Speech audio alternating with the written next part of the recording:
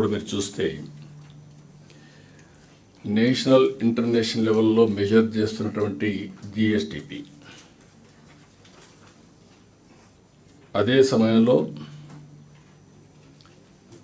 KPIs ఫ్యూచర్లో ఏ విధంగా ఇప్పుడు క్వార్టర్లీ చేస్తున్నాం, అది కూడా దేశంలో గవర్నమెంట్ ఆఫ్ ఇండియా ఒకటే చేస్తుంది. ఫస్ట్ టైం ఆంధ్రప్రదేశ్లో మనం చేస్తున్నాం. ఇప్పుడు కూడా only state in the country quarterly GSTP చేసే రాష్ట్రం మనం ఒక్కరమే చేస్తున్నాం. ఇప్పుడు రాబోయే రోజుల్లో ప్రాసెస్ అంతా మంత్లీ ఎస్టాబ్లిష్ చేయాలని, ఆ మంత్లో జరిగేది ఒక అసెస్మెంట్ వస్తుంది. క్వార్టర్లీ మళ్ళీ ఎవాల్యుయేషన్ చేసుకుంటాం, ఇయర్లీ మనం కన్సాలిడేట్ చేసుకుంటాం. దానికోసం ఇప్పుడు కీ పర్ఫార్మెన్స్ ఇండికేటర్స్ కూడా ఎస్టాబ్లిష్ చేసుకుందాం.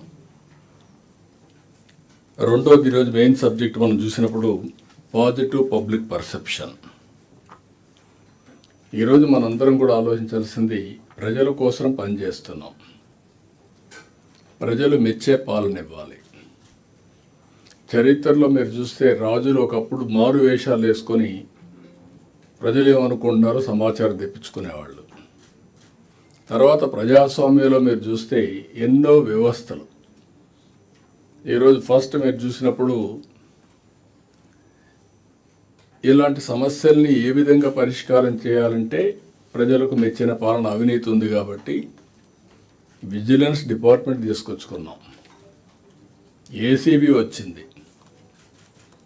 ఇలాంటి అనేక వ్యవస్థలను రూపకల్పన చేశాం. ప్రభుత్వం ఏం చేస్తున్నావో ప్రజలకు తెలియాలి కాబట్టి ఇన్ఫర్మేషన్ కమిషన్ని పెట్టుకున్నాం.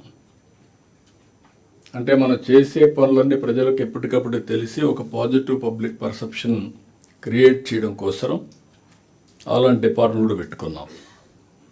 అయితే over a period of time అన్ని డిపార్ట్మెంట్ డైల్యూట్ కావడం కానీ, లేకుంటే నాన్ పర్ఫార్మెన్స్ కానీ రెండు